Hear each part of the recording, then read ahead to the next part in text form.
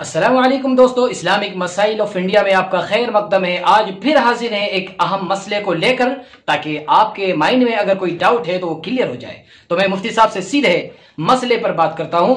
तो मुफ्ती साहब, बात दरअसल ये है कि कुरान अगर गिर जाए, हाथ से छूट कर, धोखे में, गलती से, भूल से, या कहीं रखा था किसी वजह से गिर गया, तो जहनों में बात यह है कि कुरान अगर गिर जाए तो कुरान का जो जुज़दान होता है उसको भर करके अनाज सदका कर दिया जाए, या मस्जिद के इमाम साहब को पैसे दे दिए जाए, और बाज तो यहां तक कह देते हैं कि कपड़े बना दिए जाए इमाम साहब को।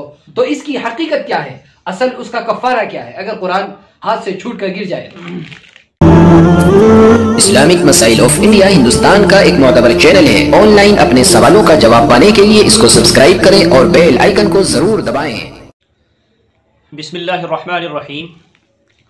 देखिए, कुरान करीम हमारे लिए बड़ी मुअज़्ज़ज़ किताब है जी, हमारी जान है, हमारा ईमान है।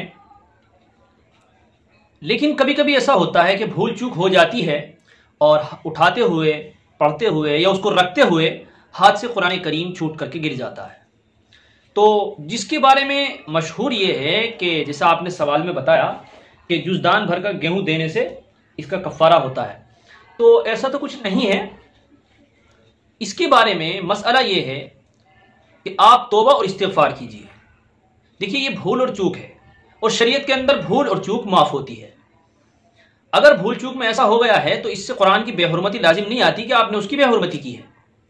लेकिन कुछ लोगों ने कुरान के एहतराम की वजह से ये कहा है कि क्योंकि सदक़े की सिफत ये है कि ये हदीस में आता है कि अल्लाह के गुस्से को ठंडा कर देता है, तो बंदे की आजिज़ी को जाहिर करने के लिए कि कहीं ऐसा ना हो कि मेरे इस अमल से, चाहे अनजाने में ही हुआ है, तो कहीं ऐसा ना हुआ हो कि अल्लाह नाराज हो गया हो, तो कुछ लोगों ने सदका करने के लिए कहा है अल्लाह के गुस्से को ठंडा करने के लिए। वरना फी नफ्सी जिस तरह का ये मामला है और भूल चूक में होता है तो ये सब माफ़ है।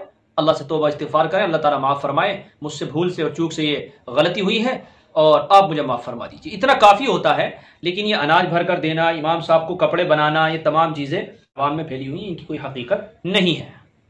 यानी बस इसका जो मसला है सिर्फ तौबा और इस्तिग़फ़ार का है जी, कि तौबा इस्तिग़फ़ार कर ले और बात खत्म। अगर सदका करना चाहे तो उसके लिए कोई कैद नहीं हो, किसी भी एतबार से कर सकते हैं। जी बिल्कुल, सदका तो करते ही रहना चाहिए। बुरी मौत से टालता है, हादसात से बचाता है, अल्लाह ताला के गुस्से से बचाता है, तो इसलिए सदका करते रहना चाहिए। जज़ाकल्लाह मुफ्ती साहब। नाज़रीन, बड़ा अहम मसला था, लोगों में बहुत ज्यादा पेश भी आता है और इस मसले को लेकर के बड़ी ज्यादा गलत फहमी लोगों के माइंड में है। लिहाजा आपकी जिम्मेदारी है इस वीडियो को ज्यादा शेयर करें, ताकि लोगों के माइंड में जो एक गलत सोच बैठी हुई, गलत मसला बैठा हुआ है, वो दूर हो जाए और सही मसला लोगों तक पहुंच जाए। जज़ाकल्लाह।